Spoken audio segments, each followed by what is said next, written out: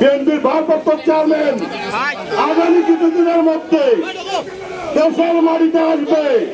সেদিন বাংলাদেশে ঢাকা শহর ইনশাআল্লাহ যুবদলের নেতা করবে। ওই ঢাকা শহরে আমরা তারেক রহমানকে বরণ করে নিয়ে আসবো ইনশাআল্লাহ। আপনারা ঐক্যবদ্ধ থাকবেন, কোন বিশৃঙ্খলা পা দিবেন না। আপনারা আমার ভারপ্রাপ্ত চেয়ারম্যানের মেসেজ যে আপনারা কোনো বিশৃঙ্খলায় যাবেন না। যারা বিশৃঙ্খলা করবে তাদেরকে আমরা আইনের আওতায় ব্যবস্থা করব।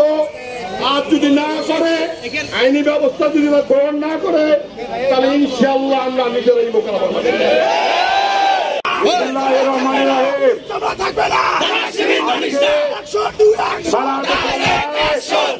জেলা যুবদল আয়োজিত আজকের এই বিক্ষোভ কর্মসূচিতে উপস্থিত জেলা যুবদলের নেতৃবৃন্দ, উপস্থিত বিভিন্ন ইউনিটের নেতৃবৃন্দ, সকলকে জেলা যুবদলের সার্বিক অবস্থা আমরা আমার সাধারণ সম্পাদক এক জরুরি মিটিং এ আমরা গিয়েছিলাম।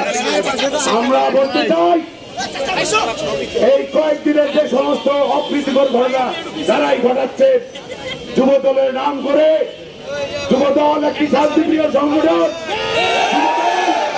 যুবদল মানুষের পাশে দাঁড়ায়, মানুষের পাশে থাকে। কুড়িগ্রাম জেলা যুবদল আজ পর্যন্ত কেউ বলতে পারবে না কোন একটি অপ্রীতিকর ঘটনায় জড়িত হয়েছে।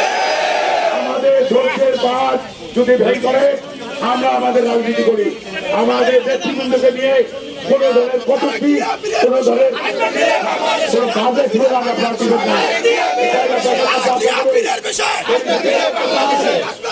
আজকে আপনারা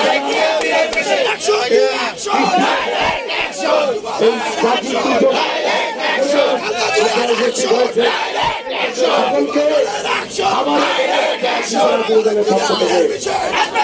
কথা মনে রাখবেন, আপনারা কিন্তু যারা নেতৃত্বে আছেন, যারা যাবেন, আপনারা প্রতিটা জায়গায় আপনাদের ইউনিয়ন ওয়ার্ড সব জায়গায় আপনারা যাবেন।